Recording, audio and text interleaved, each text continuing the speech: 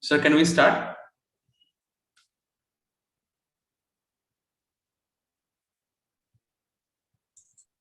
Yeah, surely. Yeah. So, good afternoon, everyone. A very happy new year to all of you.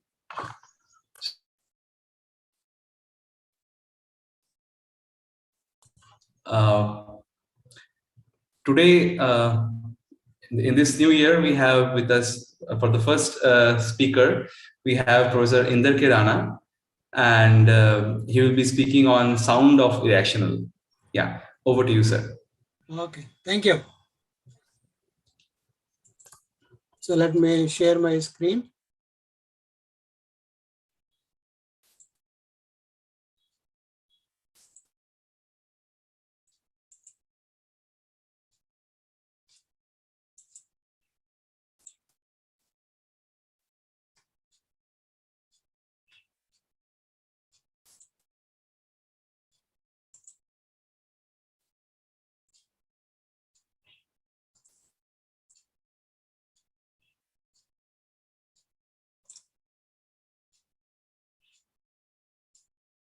I hope all can see the screen.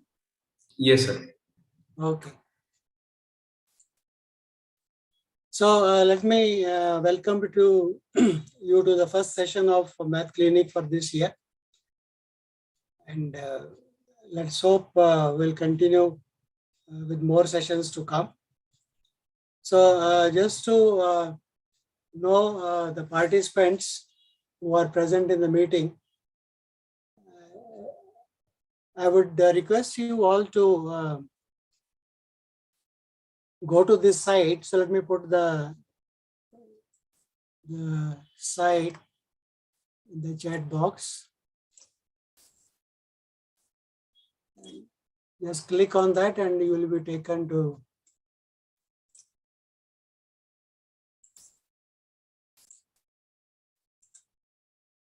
okay, how do I chat? Here is the chat. So I have pasted the link in the chat box. Please just click on the link and you will be taken to a web page where you will be asked to fill up some details. So please do that.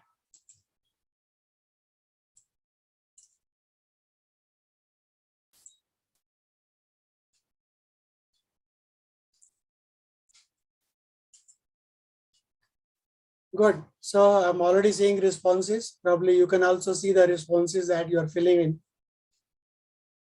So 11 persons have filled in. So this is a live response from the participants. Of course, I wanted to show you all this because one, I wanted to know how many of you in the audience are from which category you are, so that I can sort of take my talk in that way. So there is one school student, that's great, and 4 college students are there, and there is 3 school teachers and 6 college teachers and 3 others. So that is the so that makes it for all. And why I'm showing you all this is because not because The only thing I wanted to know how, from which what is your affiliation and what are you doing? This is a one way of interacting with your students in an online class. So what I have done is I have created a quiz. It's a multiple choice quiz I have created on a site, which is free for 3 quizzes.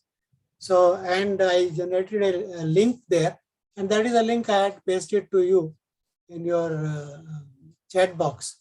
So as and when you, if you present this quiz to the participants, you can see the reactions immediately, the answers immediately. So this is a very great way of interacting in an online class with your students. You can also sort of keep a tab on them.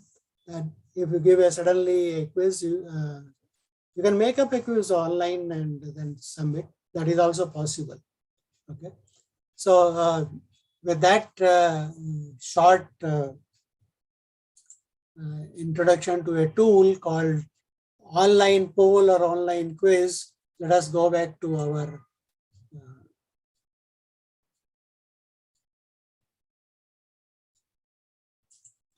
let us go back to our presentation. So what I'm going to do is going to start with something musical. There is a reason for that. So once again, please let me put the link in the chat box.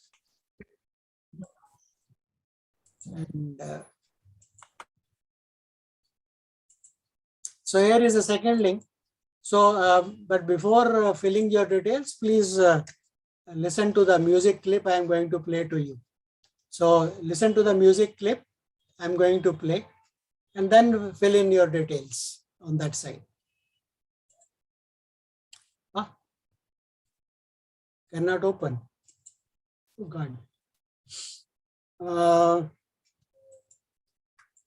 Okay, let me see if I can quiz 1 minute MP4. Let me try to play it directly from the file. If I can play. Sir, you need to select this optimize for video and audio. I had done that. Okay. I had already done that.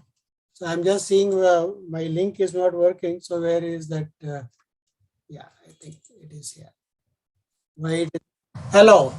This is 1 minute audio quiz. We'll be playing 2 audio files, part 1 and part 2. Please listen to this part 1 and part 2 and make your selection which one you like, part 1 or part 2. Thank you. Here is part 1 of the quiz.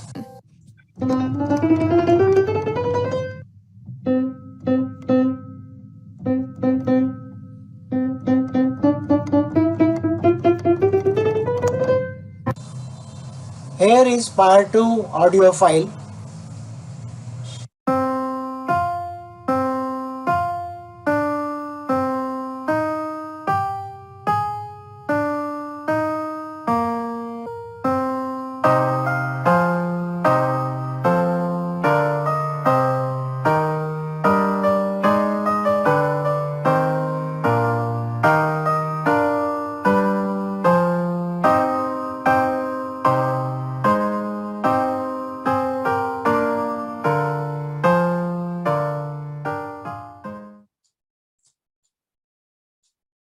If you like, I can play it again if you have not really had a chance to hear it.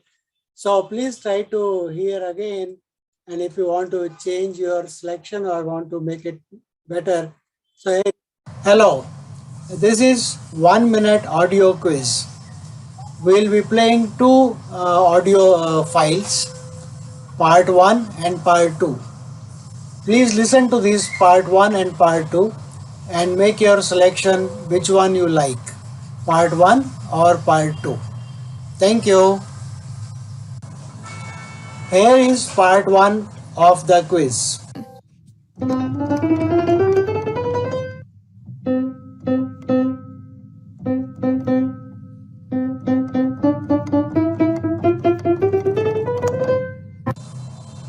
Here is part 2 audio file.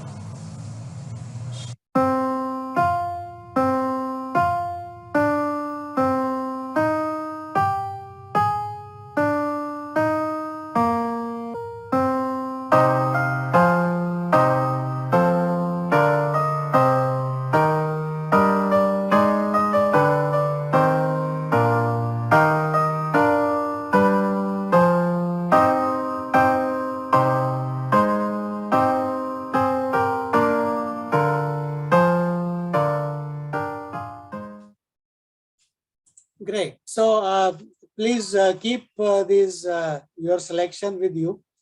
I'll come back to your selection by the end of this lecture. What was part 1 and what was part 2. And then you can decide whether you made a good choice or not. But keep in mind your choice now. For me, 10 people liked part 2, and whatever reason could be. And 2 persons liked part 1, and 1 person liked neither of it. Okay, there was just instrumental music probably, and 5 people liked both. So that is another way of interacting in a quiz. Okay, so great. So let us go ahead. Keep this your data in your mind, and we'll come back to it by the end of the session. So let me just keep it with me also. Right. So let us go ahead. So this is what I'm going to talk about is sound of irrational, and I will justify my title by the end of this talk. Okay. So let us begin the story of something that is here is a small video clip which is based on prehistoric mathematics of antiquity, and this is in the form of presented in the form of Tom and Jerry. So please enjoy Tom and Jerry for time being. Oh, not Tom and Jerry, it is Donald Duck, sorry. Journey through the wonderland of mathematics. Mathematics? That's for eggheads. Eggheads? Now hold on, Donald. You like music, don't you? Yep. Well, without eggheads, there would be no music. Come on. Let's go to ancient Greece, to the time of Pythagoras, the master egghead of them all. Pythagoras? The father of mathematics and music. Mathematics and music? Ah, you'll find mathematics in the darndest places. Watch. First, we'll need a string. Stretch it good and tight, plunk it. Now divide in half. Plunk again. You see?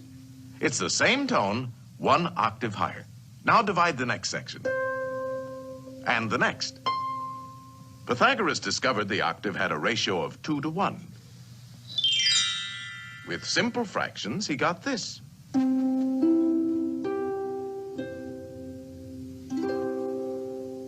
And from this harmony in numbers developed the musical scale of today.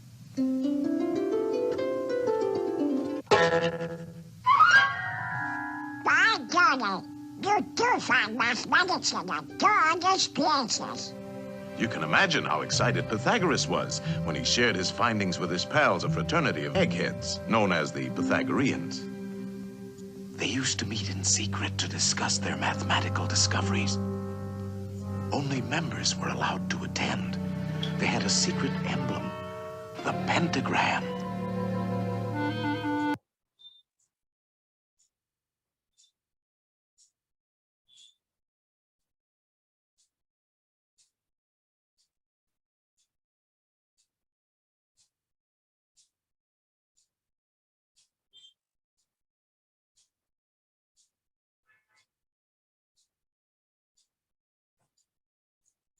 So this is the moral of the story, that Pythagoreans believed that everything can be reduced to a common unit, comparing of magnitudes, lengths, areas, and volumes. And there are a lot of stories about Pythagoras and music. how we thought of this relation between music and numbers. He was walking through the market and then he found two persons beating something with hammers. So when the hammers were in unison, that sounded better rather than when they were in a different, they were not coordinated, right? So that is the story. But anyway, Pythagoras believed that the school led by Pythagoras believed that numbers are ultimate components of the real materialist of objects, okay? And they believe everything is a number. Everything can be represented as a number. And the members of Pythagorean society, you can call it, or the Pythagorean thought, though followed that thought process, they had a elementary theory of ratio and proportions. Let me just show you that. Two ratios, M and N and P and Q, are said to be proportional if M is same part or multiple of N as P of Q. And keep in mind that they had only the knowledge of natural numbers at that time. So M, N, P and Q are all natural numbers for them. So for example, 3:6, okay, is same as 2:4, okay, because of the obvious reasons that we know. Because there is a common multiple, you can write A is equal to MP, B equal to MQ, C is equal to NP, and D equal to NQ. For natural numbers, M, N, P, and Q. So this is a very simple ratio proportion theory they have developed. And by that, they have developed arithmetic of such numbers, of such magnitudes also. Okay, we call them as numbers now, but they had no idea of what is a number. And Pythagoreans believed that any two line segments are commensurable. So what does commensurable mean is that any two line segments can be represented as multiples of a common magnitude. Okay, so that is what they believed, and with that they developed their theory of ratios and proportions, and developed, extended it to lengths, areas, and volumes.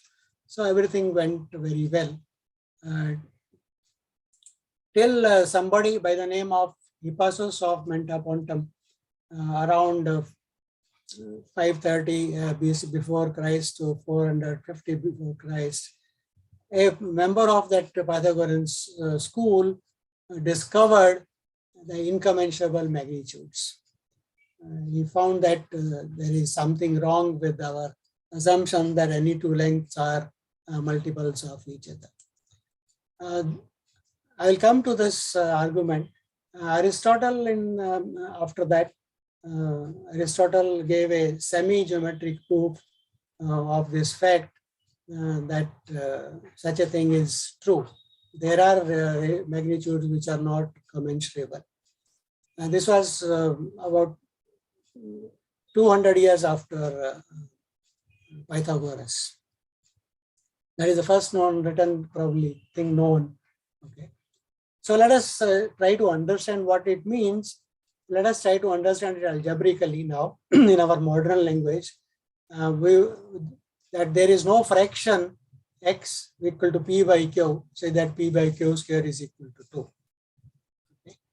We'll come to the geometric interpretation a bit soon, but let us just look at it from the point of view of algebra, that the equation x square equal to 2 has no solutions in fractions. Okay. The proof given in the books, school books of standard 11 or 9th, 10th, 11, I don't know which one is it now. Maybe it's 9th or 10th. There is a proof attributed to Euclid, which goes like the following. Okay. So all the proofs are by contradiction method. So this is the standard proof. Normally, I also learned this proof for the first time when I learned about this irrationality and so on, incommensurable ratios, and students also learn in 9th and 10th nowadays. So let us suppose that there is a fraction m by n whose square is equal to 2. So when you simplify that, that gives you the equation m square is equal to 2n square. And let us assume that m and n have no common factors. They have been reduced to the lowest terms. Then m square equal to 2n implies that m square is a even number because it is a multiple of 2. So from here, the books normally write because m square is even, so m is even.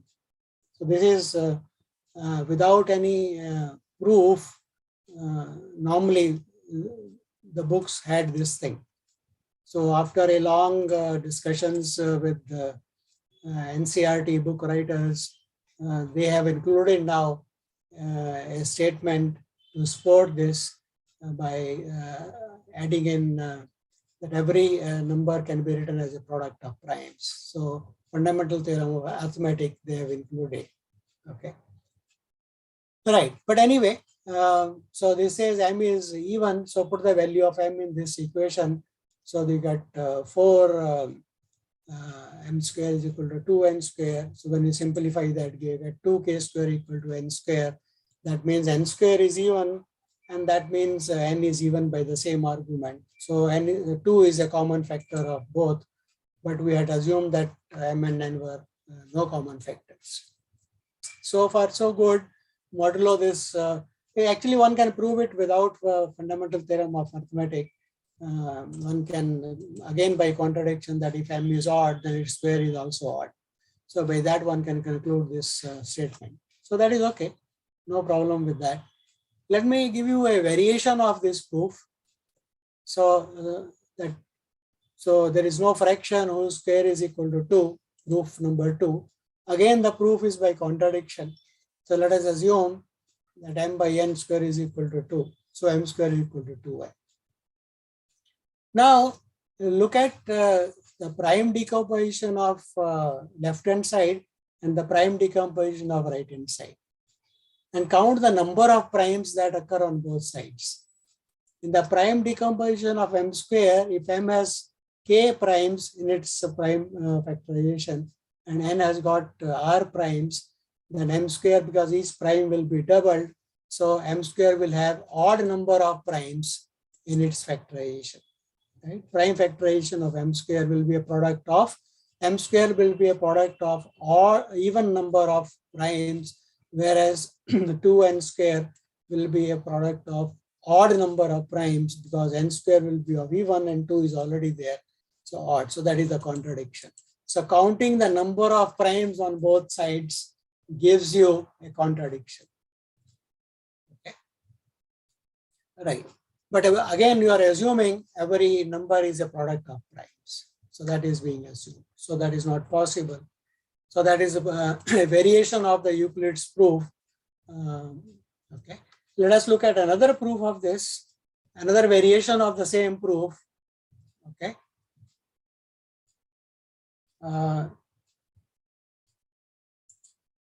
Here is another proof. Okay.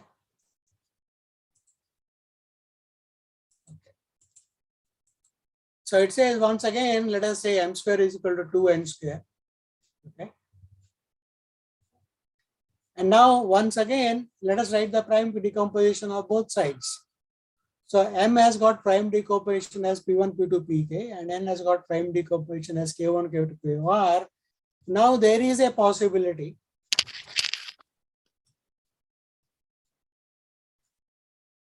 okay, that is proof 2 anyway. Oh, we have done it already, proof 2. Let me proof 3. Okay. So here is, so write down the prime decomposition of m and n on both sides. So now instead of counting the number of primes on the left hand side, let us just count how many times the prime 2 alone can occur on the left hand side. How many times the prime 2 can occur in the prime decomposition of m square. It may not occur at all because m may be odd, so square will be odd possibly. But if it at all occurs in the prime factorization of m square, it will occur even number of times. So we're just looking at the prime 2. And if I look at the right hand side, the number prime 2, it will occur odd number of times. So I'm not looking at all primes now, I'm just looking at the prime 2. Prime 2 occurs even number of times on the left hand side, and the prime 2 occurs odd number of times on the right hand side, and that is a contradiction. Okay, so that is a variation of Euclid's proof, a much simpler proof, I would say, because I'll come to the reason just now in a minute. Let me give you another proof, another variation of the same. Proof number 4, a variation of the same. So look at again, if m by n square is equal to 2 with no common factors, then m square by n square is equal to 2. That means m square is divisible by n square. That means m square is divisible by n square, and the answer is 2, right? That means what? That means m square and n square have got a common factor, that is 2, right? But when you divide, you are getting the answer as 2. That means m square is divisible by n square, and that means m must be divisible by n, and that is not possible because m and n are assumed to be common, having no common factors. So this is another way of looking at the proof by contradiction, assuming m by n square is equal to 2. Okay, right. Why these 4 different proofs? They are all variations of the same idea, proof by contradiction, assuming there is a fraction whose square is equal to 2. But in the first one, we looked at m square prime, that implies m is prime, that fact. In the second one, we just looked at the number of primes on the left hand side and number of primes on the right hand side. In the third, we look at how many times the prime 2 occurs on the left and right hand side. And here is divisibility, right? Now, the proof 3 and 4 can be extended to not only the prime 2, m by n square is equal to 2, you can have put 3 here, and the same argument works. But then you will be looking at the prime 3. For example, if we want to put it equal to 3 here, m square by n square is equal to 3, then that means if you divide, you should get a factor, which is not true, which is 3. Or if you put it 5, even the same proof works. Any prime p, that factor, that works. So these ideas can be extended to prime numbers other than, right?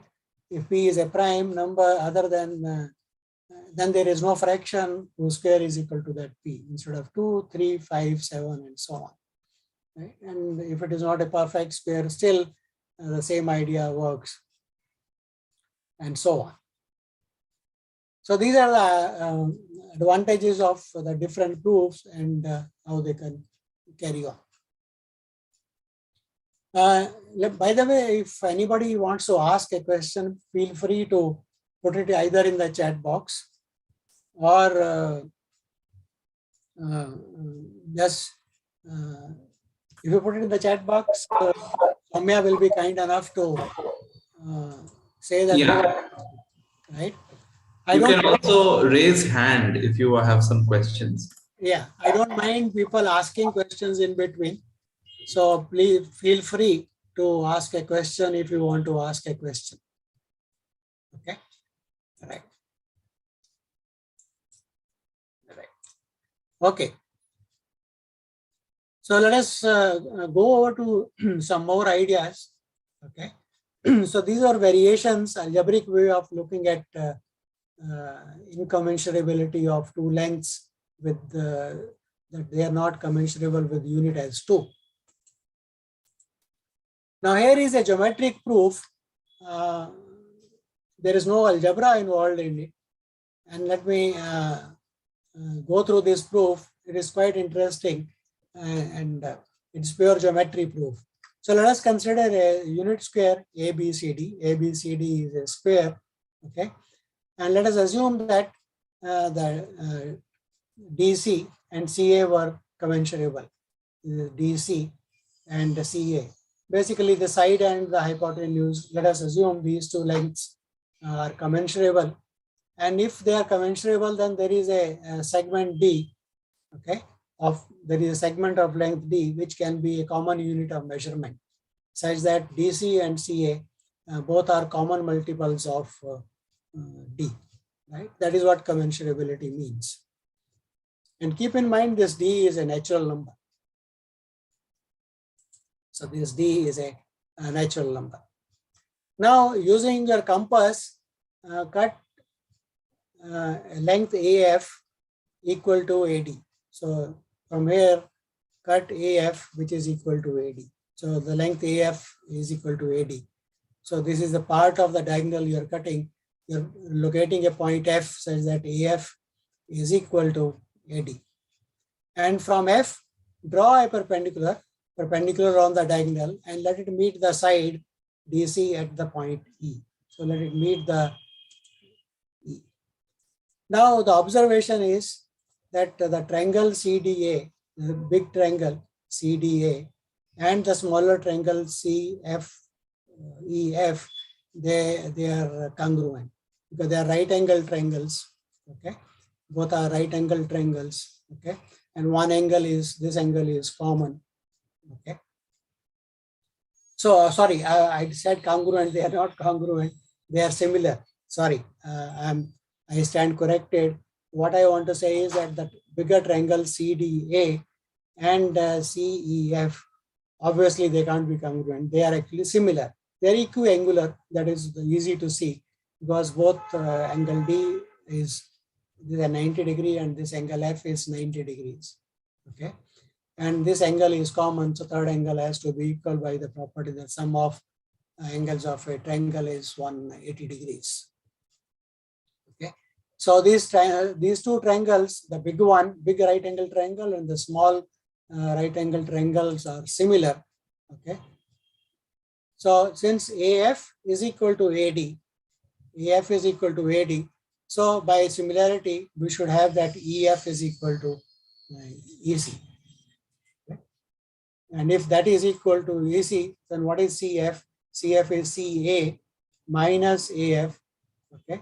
So we have already assumed that this is a multiple of D. So this length CF is also a multiple of D. So DC and CA are multiples of E. Okay. And AF is equal to AD. Okay.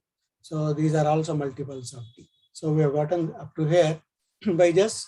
So what we have done is, given this big right angle triangle, I have constructed a smaller right angle triangle, okay, which is again a right angle triangle, which is also isosceles, okay, and it's CF and is a multiple of D. So what does it mean? That means the ratio of CF to CE, ratio of CE to CF will be the same as the ratio earlier, right? The D, unit is D. So this ratio is same. You could have gotten it from the similarity anyway, that these ratios are same. Okay. But note that CE is equal to EF. So CE is equal to EF, that I have already pointed out. That is the isosceles triangle. Okay.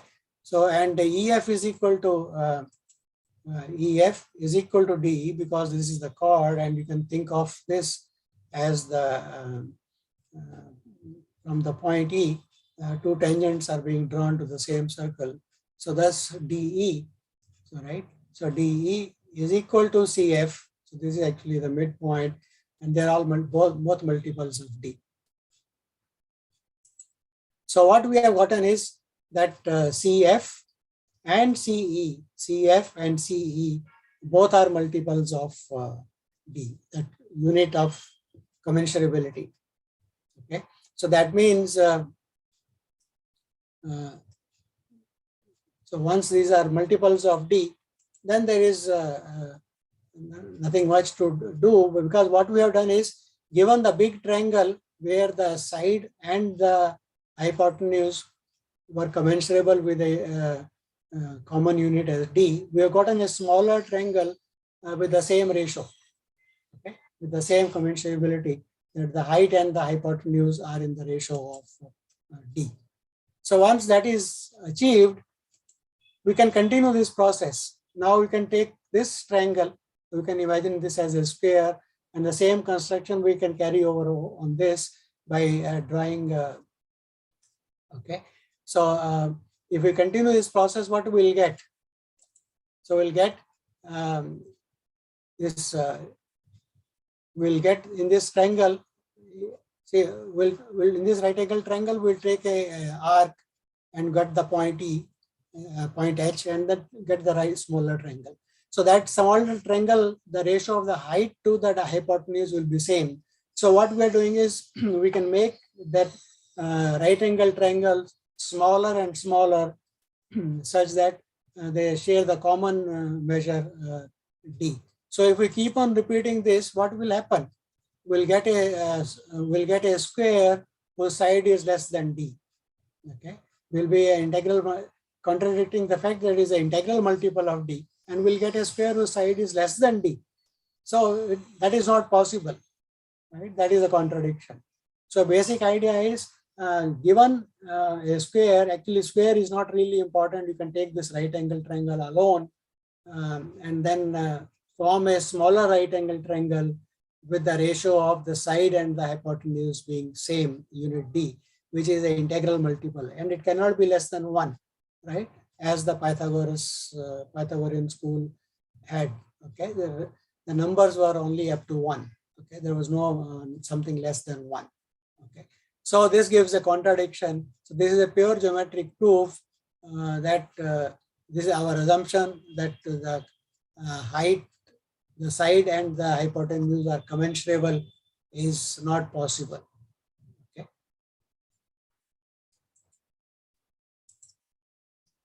Okay. So this is a geometric proof, and this process of going to a smaller and smaller triangle or smaller and smaller rectangle square. Originally, the Hippasus had done it with the pentagon obtained by the logo of the Pythagoreans. So these all indicate that there is a problem with the assumption that any two lengths are commensurable to each other. Okay, that is not true. And you know what was when Hippasus presented his arguments to Pythagoras, the story goes that nobody wanted to believe this is a true argument, even though they realized probably it is true, because once they assumed, because their whole ratio and proportion was built on the assumption that any two lengths are commensurable. So if they accept this fact that there are lengths which are not commensurable, their whole theory will have to be abandoned. Okay, so they hushed up this discovery, and as a result, the progress of mathematics was delayed by about 2000 years. And the person, Hippasus, instead of being awarded with a prize, he was taken on a boat and left in the sea to without food or without anything to get drowned. So that is a really unfortunate way of treating somebody. Okay. So anyway, so what I have done is till now, I have tried to give you 4 different algebraic proofs of the fact that there is no fraction whose square is 2. I have given you one geometric fact of proving something similar. Okay. And this method of making it smaller and smaller later on came to be known as the method of infinite descent, which was formalized by Fermat later on. So it was Fermat who formalized this much later, this idea. And this is so. I will not have much occasion to use this further, so I will just go over. Here is another way of looking at the incommensurability, okay, which does not use the fact that fundamental theorem of arithmetic. So there is probably the 6th or 7th proof I am giving you. So let us assume there is a fraction r, say that r square is equal to 2, and this number r, because it is r square is equal to 2, this is bigger than 1 and less than 2. So let us write r as 1 plus a by b, where a by b is less than 1, of course, because this is less than 2. So let us do some arithmetic, square this. So you will get r square is equal to 1 plus r square is equal to 2. So I have forgotten to include a square of this. So r square is equal to 2. So it is square of the right hand side. So there is a typo here. It should have been a square of this thing. So this is okay. So 2 r square is equal to 2 is equal to, open the square, you get 1 plus 2a by b plus a square by b square, and cross multiply and simplify. You get that a square is equal to b times 2 minus a multiplied by b. So divide by, okay. So divide by b and bring a on this side. So rearrange the terms on this. So what you will get is a by b is equal to b minus a divided by a. The one a is brought here, this b is taken there. So that implies that r is equal to 1 plus b minus a by 2 by a, right? And when you simplify this is b minus a by a. So what does this give you? You had r equal to 1 plus a by b, okay? And now what you have done is you have reduced the denominator of, here the denominator was b, okay? And a is less than b. So we have reduced the denominator of r by a, right? That means there is something common in between the numerator and denominator, which is not possible. So we express r with a smaller denominator, is not possible. So that is the contradiction that one gets.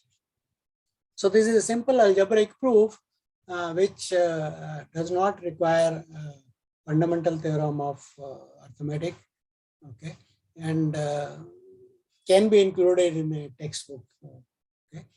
So, and the interesting thing is this proof can be carried over to a bigger, instead of 2, you can put it 3 and so on. So let me give you another way of looking at the same thing, okay. So a geometric way of looking at the same thing. So here is something.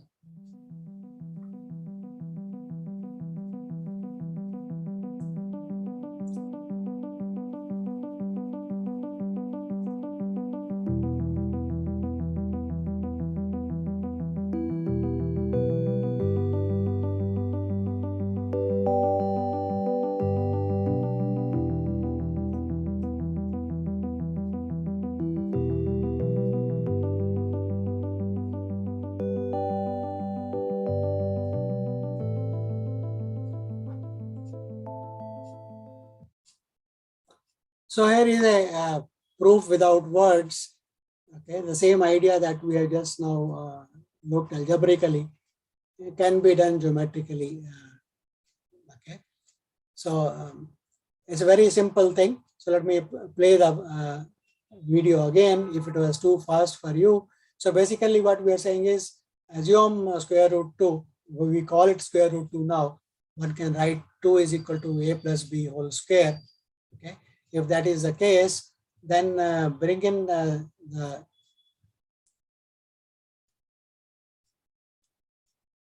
here is a, okay, and smaller a by b, okay. So this is b. So bring in these two squares inside, okay. So 2b square is equal to, so 2b square is equal to a square, that we know, okay. So geometrically now this fact is being represented, this is equal to this. So let us rearrange these, okay. So once you rearrange, what you get is this. So look at the overlapping area, okay. This overlapping area is same as the whole thing minus these two L-shaped orange things, and that is the two leftover areas, okay. So the area, this is equal to 2 times the leftover areas, and that is precisely the length of, that is both are squares, okay. So that gives you the 2 times a minus b square. So that is, okay. One can do it in GeoGebra if you like, okay. So I have tried to, oh, sorry, I think forget about GeoGebra. It's not opening, so there is no problem, okay.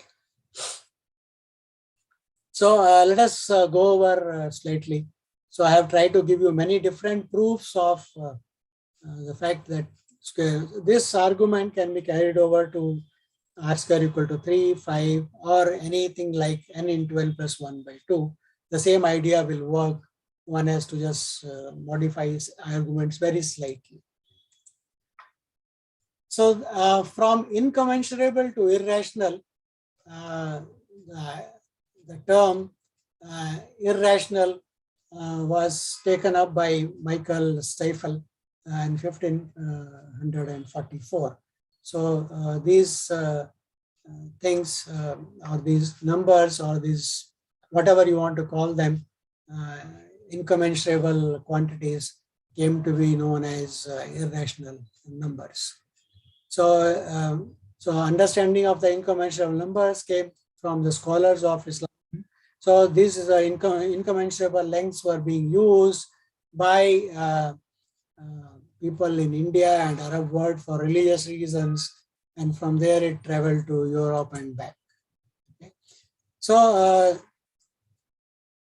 started treating irrational numbers as algebraic objects, and most importantly, they tried to give a geometric interpretation of rational numbers on the line, and they discovered that all the rational numbers, when put on the line, don't fill it up, they leave a gap. So this was only, so this raised questions, what are those quantities which are giving gaps on the number line? So these were filled up later on by the work of George Cantor and Richard Dedekind in 1872, when they rigorously defined what is called a real number. So the construction of real numbers from the field of construction of real numbers from the field of this is a typo here, rational numbers was achieved by two mathematicians, namely Richard Dedekind and George Cantor. This is one of the pioneer works in analysis, the construction of real number system.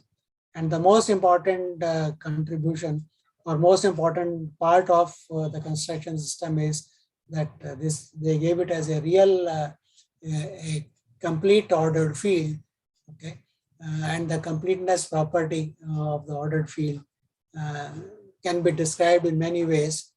One is every monotonically increasing sequence which is bounded above is convergent, or it can be in terms of LUB and GLB property, that every non-empty subset of real numbers which is bounded above has a least upper bound, and similarly for the greatest lower bound. So these are the construction, okay? So this, the actual representation of real numbers on the number line was done by John Wallis in 1600, this is his lifespan, okay? So let me just show you something which I think is interesting. A professor stood before his philosophy class and had some items in front of him. When the class began, he picked up a very large and empty jar and proceeded to fill it with golf balls. He then asked the students if the jar was full. They agreed that it was. The professor then picked up a box of pebbles and poured them into the jar. He shook the jar lightly. The pebbles rolled into the open areas between the golf balls. He then asked the students again if the jar was full. They agreed it was. The professor next picked up a box of sand and poured it into the jar. The sand filled up everything else. He asked once more if the jar was full. The students responded with a unanimous yes. The professor then produced 2 glasses of wine from under the table and poured the entire contents into the jar, effectively filling the empty space between the sand. The students laughed. Now, said the professor, as the laughter subsided, I want you to recognize that this jar represents your life. The golf balls are the important things: your family, your children, your health, your friends, and your favorite passions. Things that if everything else was lost and only they remained, your life would still be full. The pebbles are the other things that matter, like your job, your house, your important possessions, and the sand is everything else, the small stuff. If you put the sand into the jar first, he continued, there is no room for the pebbles or the golf balls. The same goes for life. If you spend all your time and energy on the small stuff, you'll never have room for the things that are important to you. Pay attention to the things that are critical to your happiness. Take care of the golf balls first, the things that really matter. Set your priorities. The rest is just sand. One of the students raised her hand and inquired what the wine represented. The professor smiled. I'm glad you asked. It just goes to show you that no matter how full your life may seem, there's always room for a couple of glasses of wine with a friend.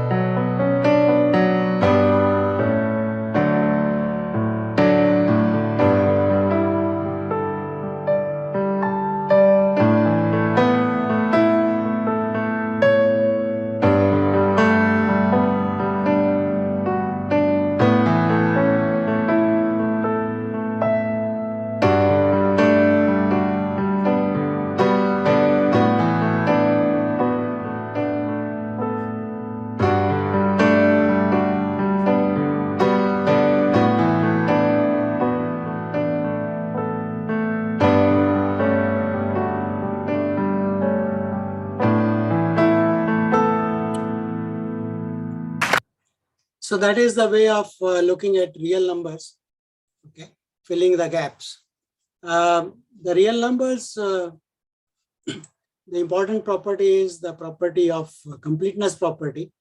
And using this property, one can define the existence of integral part of a real number. Given any real number, there is something called an integral part of it. So a real number can be written as an integer plus a fraction between 0 and 1. So integral part, so every real number integral part exists. That can be rigorously proved only after the completeness property is assumed. Okay. So using that, one can give what is called the decimal representation of real numbers. So here is the theorem which says every real number has a decimal representation. So for every x belonging to R, we can associate a unique sequence of numbers A0, A1 of integers such that the following hold, that the number is between A0 and A plus 1. Okay, so that is the integral part is A0 is the integral part. And if you look at Rn, the sum of A0 plus A1 by 10, so it is the base 10, we are looking at an by 10 to the power n, that is called as Rn.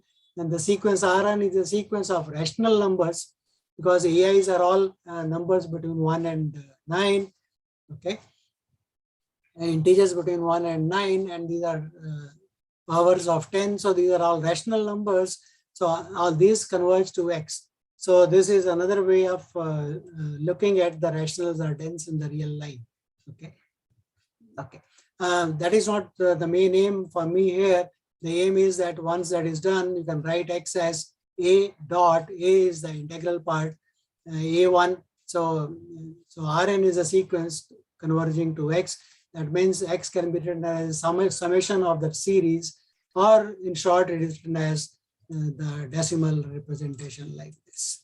So this is possible only after the completeness property of real numbers is assumed. Okay, and real numbers have been defined. And one can show later, one can also show that if x is the number you have selected is a fraction, then this will be a periodic an will be equal to am plus n for every n bigger than or equal to j, right? So now we can prove the claim that every real number has a periodic algebra representation if and only if x is rational. So this all comes only after real numbers have been defined and completeness property. Okay. So let us keep in mind that these are properties of rational and irrational numbers. These are not definitions of rationals and irrational numbers. As mostly whenever you ask a student what is a rational number, they'll say it's a number which has, right? That means they already assume there is something called the number system. Okay, so it is only a property of rational and irrational numbers. So I think there is a good time. I don't have time to say many things about other irrational numbers, namely pi and e, which I wanted to talk about. So let me come back to you had made a choice whether you liked the first one or the audio clip, the first one or the second one, right? So many people liked the first one, and no, many people liked the second one.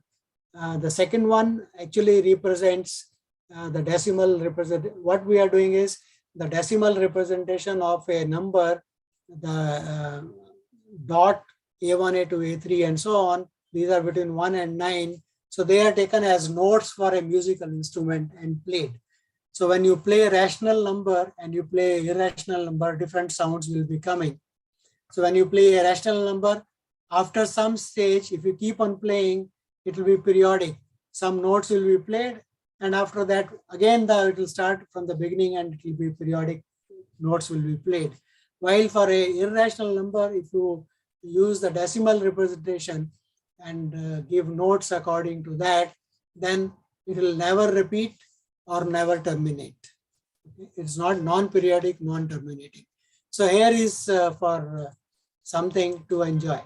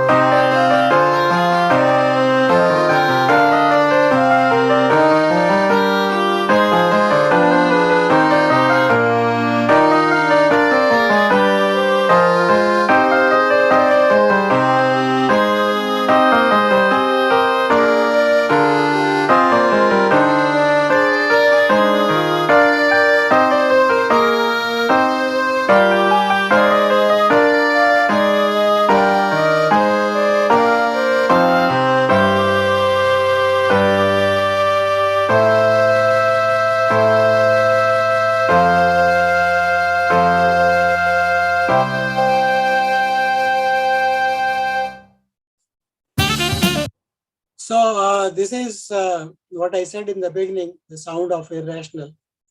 And that is what had motivated Pythagoras to start looking at fractions and ratios and distributions.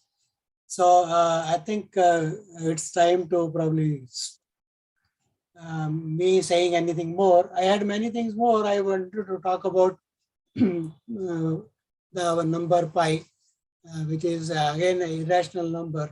And not only it is irrational, the square root 2 is a number which is irrational, but it is something nice. It is what is called an algebraic number. So square root 2 is algebraic as well as irrational. So there are numbers which are irrational but not algebraic. They are like pi and e. They are called transcendental numbers. I think probably we'll do it in some other lectures. So let me stop here and ask participants in case they would like to ask anything. Any questions, any doubts, clarifications, or... So there is a question in the chat. Yeah. When decimal expressions came into existence? When did decimal expression? I purposefully did not want to go into the history of decimal expressions. The ordinary long division, people started writing the decimal expressions for, I think it has been going on in centuries, even before Christ. Babylonians had that kind of way of writing decimals. Only their base was not 10. They had some other base. So decimals have a long history. I think that even 1 or 2 lectures may not be good enough, and I don't know much about that. So I would suggest that please go to, of course, Google Chacha and try to find out. But there are many things which are not really worth looking at. You will have to sift and find out what is useful and what is not useful. So decimal representations basically require something called an infinite series, and something that is infinite cannot be done rigorously till you have fundamental, till you have completeness property of real numbers. So that is the point. Intuitively, one can write all mathematicians, the trigonometric series and so on. All they have been doing is contemplating and guessing and saying, conjecturing this should be equal to this. But nobody had a proof that actually, yes, sin x can be written as a series expansion, or cos x has that series expansion, or e raised power x has got that series expansion. Okay, or decimal representations for pi and so on. Okay, yeah. Anything else we want to ask? Somebody wants to ask a question, say something, clarification. There are some sites which can be foundation for the young student and bring them to deeper interest in mathematics. So you are, Rita, you are asking a very big question, how to create interest of the students, and my talks are all intended towards that. So what is rational and irrational? I hope my talk has given enough input to you as a teacher, if you are a teacher, to learn about and go and seek. Somebody said that someone is not a good teacher, is not measured by how much he knows or how much he can tell. It is how much, whether he can ignite a fire in the mind of a student. So I hope I am able to ignite some fire. How to convince students that 0.9 and equal to 1. The only way to convince is ask them that once you learn series, mathematically it will be clear to you why is 0.9, or ask them. Here is, I think I can give a geometric interpretation of this. So 0.9 is a number, whatever it is, decimal, is going to be a number between 0 and 1. So here is a decimal representation of numbers between 0 and 1, which can be told to students. So let me go to whiteboard. And how do I go to a whiteboard? Here is a whiteboard. Okay. So let me see if I can show you something on the whiteboard. I should have. So here is a number line. Here is a number 0. And here is a number 1. Okay. And here is your number 0.99. Okay, let us just look at 0.99 at present. Where do you think this number 0.99 will fall? Who asked this question? I just want I asked the question. Yeah, so please be with me and answer the question. Yes, if sir. I give you this number as 0.99, where do you think in the number line it will fall? It will be close to 1, sir, on the left side. So let us say this is the number. All right, sir. Right? And how do you locate? This is 0.99. The way of locating is divide this 0 to 1 into 9 equal parts. Okay? 10 equal parts, call it as 1, 2, 3, and the right. So how many are there?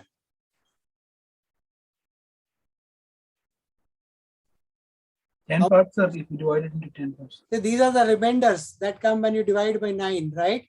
Yes, sir. Last one will be 9. Now, if this number falls in between, and say this is between 9 and 8, say anything between 8 and 9, then you'll say it is beyond 8, so it is 0.8 and less than 9, right? Is on the right side of it. Right. Now to locate this point, divide it again into 10 equal parts. Right, sir. And look at what place, in what interval it lies. Right? Supposing it lies on the 7th, then you will put it 7 here. Right? So now if you do it with 0.9, by try to locate it, you will see that it will always go on the right side of that interval, last interval. Right. You go on going into the last interval. So what should be the, where should be the point? It should be that last point only, right? 1. Do you get the idea? I get the idea, but I have tried this in the class, but every time I feel that the students find there's something wrong with the... Yeah, something wrong with because their knowledge is not yet complete, right? I do agree with you when you said that they must have the concept of a series. I think the concept of series makes it more convincing. That is not convincing. That is a rigorous thing. That is the most rigorous thing you can do. So you can ask them, look at say 0.299 repeated. Right? Right, sir. Write it as a geometric series. That series, if they know the convergence of a geometric series, they can find out the sum. Yes, sir. And ask them to find out what is it? Does it come out to be 3 by 10? Which one, sir? Do you understand? 0.299999 repeated geometric It should series. be 0.3. So ask them to find out what is the sum. Yeah, I have tried this, but basically during my teaching, I have experienced that we are supposed to teach this to 9th standard students and also to 11th standard students. And I find that when it comes to 9th standard students, it is much difficult to teach them this concept. Yeah, but they have not even gone through APGP. Yeah, exactly. Yeah, if they have not gone through APGP, then the only way is geometrically to convince them that yes, it will be on the right side. If you take a look at the NCERT textbooks, sir, there are questions. Sorry, I think let us not go into debating NCERT books because the curriculum designers and book writers of NCERT will kill me because I may tend to say something which is they don't like, because that proof of irrationality of square root 2, they did not have, they just assumed if m square is even, then m is even. If you look at an old edition of their book, we'll find they don't give any explanation at all. Yes. When I said you should be doing it, then only with some revision. As a teacher, I have noticed there is a demonstration of showing how to locate root x on the number line. And they say that they give a kind of a construction. They say you must have an x, but then the number x may also be, for example, if a student asks you the question, how to construct a root pi. And How to construct? root pi, for example, root of pi. Square root of pi. Yeah. Okay, I think ask him that you wait. If you do a BSc mathematics first year, probably you will come across these things. Okay, and let me just give him these questions. Okay, that you can't compute always everything in life. Otherwise, if you could compute with your hand everything, then there will be no use of say computers. I'm not trying to justify that computers are required, but let me just show you one screen which I didn't have time to show you. Here is, hey, look at this. Look at pi plus e. Right. Can you prove it is irrational? Very difficult. Pi minus e, pi cross e, pi to the power e, pi to the power pi. These are all numbers which are open questions, and we don't know anything about these numbers at all at present. How to prove pi plus e is a irrational number? Just proving rationality. Irrationality is difficult. Yeah, irrationality. So tell him that everything cannot be answered with your school level mathematics. One has to know a bit more of mathematics. That should be taken as an incentive to learn more mathematics rather than discouraging them. Okay, that is one way of doing it. Thank you, sir. Thank you very much. Yeah, sure. Anybody else has a question? Or Good evening, sir. Actually, I want to know if there is any software or website through which we can play different sounds for rationals and irrationals, because we are not so much competent in playing this music, no? No, I don't have I don't know a software, but there are sites where you can, if you know a bit of music, and you for example, online piano. If you search for it, you will get a site where online piano you can play. Okay? Yeah. But then you have to know the music, what notes, minor or major, half or full. I don't know that much music, so I couldn't do that. Okay, but you can you can try to do that if you know a bit of music, surely. Yeah, that's the problem. Actually, we are not so much confident in music, no. That's why if we go for this, how can we as teachers actually use this in our in motivating so us? I have not created myself. I have gone to YouTube and spent 3 days in looking for what material could be relevant, exciting from the student point of view. Okay, and I got that video for the square root of 2. So that is, nothing is ready-made. You have to spend time. Okay, you have to spend time. You have to do some research. The big boon is that nowadays Google and YouTube, there is so much of things available, but the only thing is how to find out which is the relevant thing to look for, which will do your job for you. Okay, that is the idea. Okay, thank you, sir. Yeah, sure. See, my idea is to make my talk interesting, okay, exciting, so that you learn something from it, and whether be a teacher or a student. So, and if possible, without spending much time. Okay, yeah. Anybody else has a question to ask, or?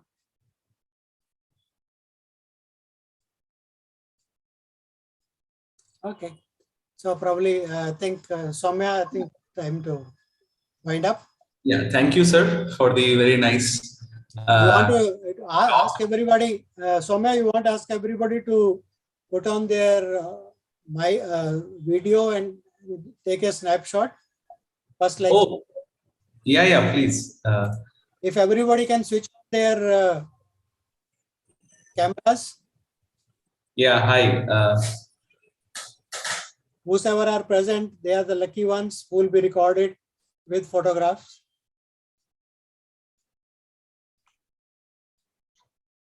So 1 minute more or 2 minutes more to switch on your videos, please. See, probably others have already switched on and left, I think. That's possible. That happens in an online class. Yeah. So I'm taking snapshot. Okay, fine.